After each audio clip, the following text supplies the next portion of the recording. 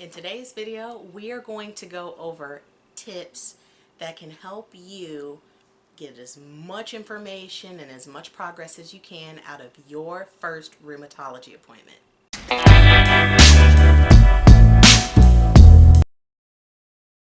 If you guys are new here, hi, I'm Dee. I'm a nurse who worked in pediatric rheumatology, but I also am an adult rheumatology patient myself. So I've seen both the healthcare and the patient perspective as far as dealing with your first rheumatology appointment. So if this is something that sounds interesting to you guys, make sure to like, comment, or subscribe on the video. The more interaction I get on my videos, the more YouTube is going to push this information out to other people. Without further ado, on to the video. So these first tips are going to go over things that you can do before your rheumatology appointment to help get the most out of that first consultation.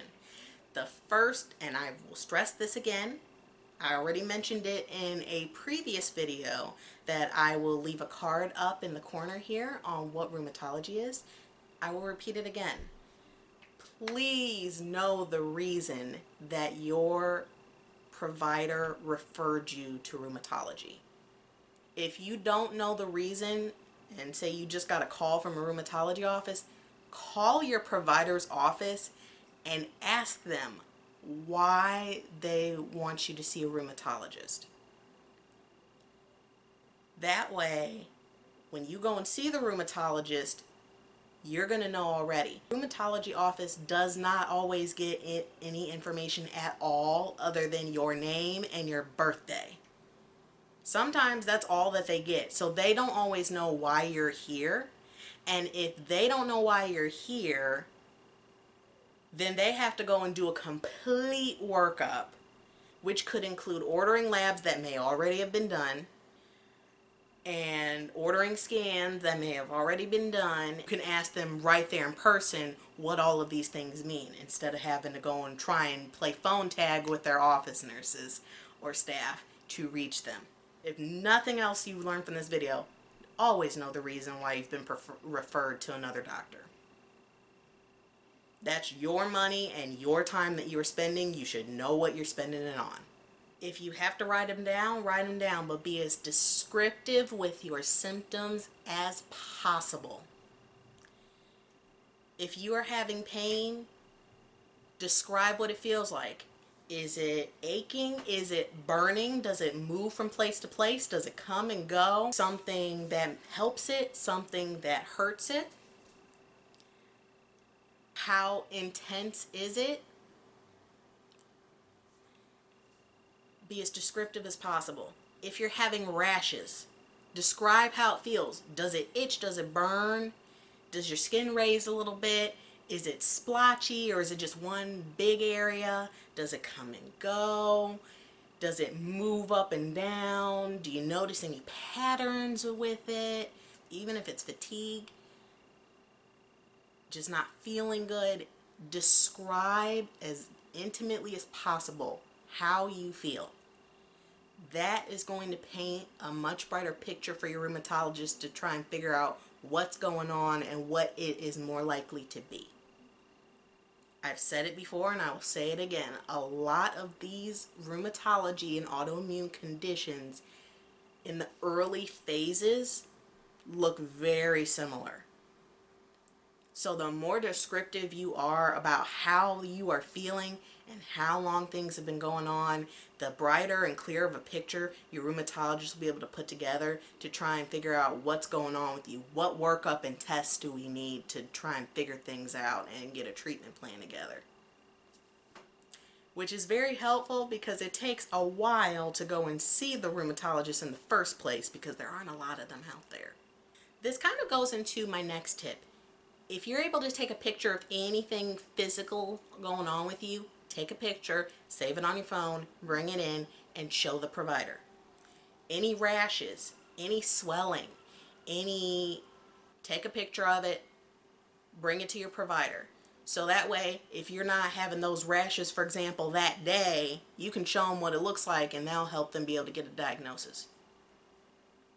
Very helpful to bring in pictures. You can never take too many.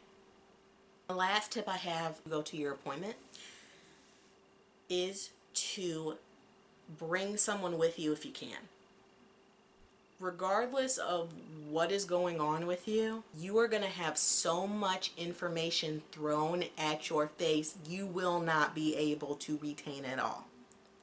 If you bring someone else, they can be their own set of ears, and some of the stuff that kind of slides off because it's too much and you're overwhelmed, they might pick up.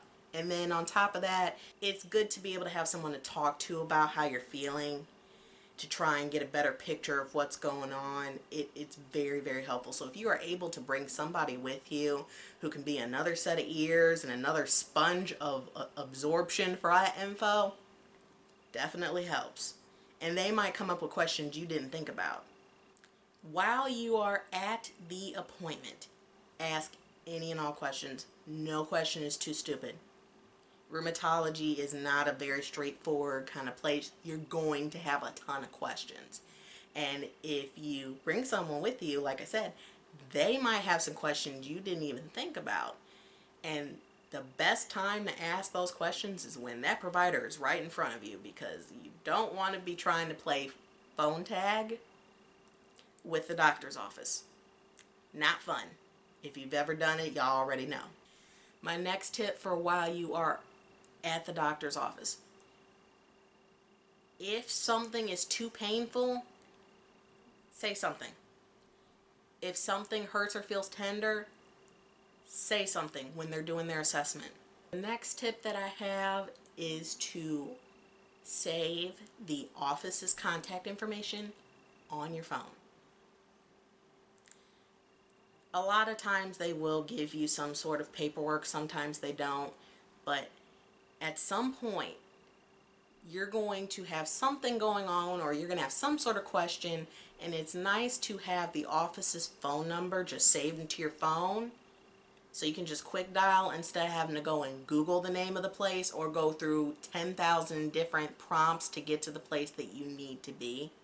So you can go and ask a question or reach a nurse.